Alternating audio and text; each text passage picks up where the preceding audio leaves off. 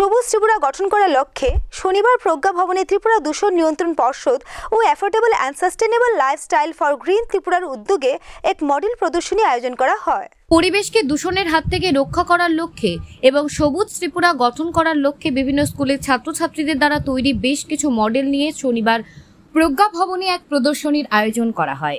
ত্রিপুরা দূষণ নিয়ন্ত্রণ পর্ষদ ও affordable and sustainable lifestyle for green ত্রিপুরার উদ্যোগে এই প্রদর্শনীর আনুষ্ঠানিক সূচনা করেন দপ্তরের মন্ত্রী অনিমেষ দেববর্মা। অনুষ্ঠানে বক্তব্য রাখতে গিয়ে দপ্তরের মন্ত্রী অনিমেষ দেববর্মা বলেন, ত্রিপুরাকে সবুজ ত্রিপুরা গঠন করার লক্ষ্যে ক্ষুদে ছাত্রছাত্রীদের যে মডেল তৈরি করেছে সেগুলো সত্যি দুর্ধর্ষ।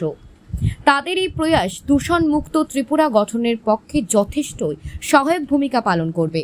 তাদের তৈরি এই মডেলগুলিকে বাণিজ্যিকভাবে ব্যবহার করার উদ্যোগ গ্রহণ করতে তিনি দপ্তরের কর্মকর্তাদের পরামর্শ দিয়েছেন।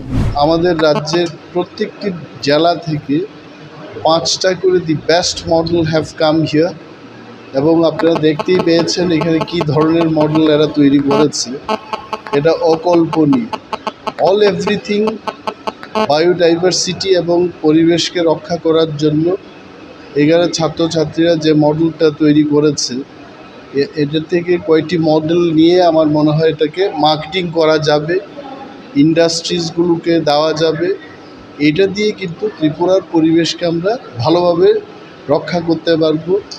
গ্রিন ত্রিপুরা কি করে গঠন করা যায় এই ছেলেমেয়েরা কিন্তু এটারই একটা এক্সিবিশন এখানে করেছে। অ্যান্ড বিশেষভাবে আমাদের দপ্তরের যিনি সেক্রেটারি ডক্টর শশী কুমার এবং বিজ্ঞানীগণ এখানে যারা কাজ করছেন সায়েন্স অ্যান্ড টেকনোলজিতে, ওনারা ছাত্রদের সাথে যোগাযোগ করে, শিক্ষকদের সাথে যোগাযোগ করে এই মডেলগুলো তৈরি করার ক্ষেত্রে উদ্যোগ নিয়েছেন।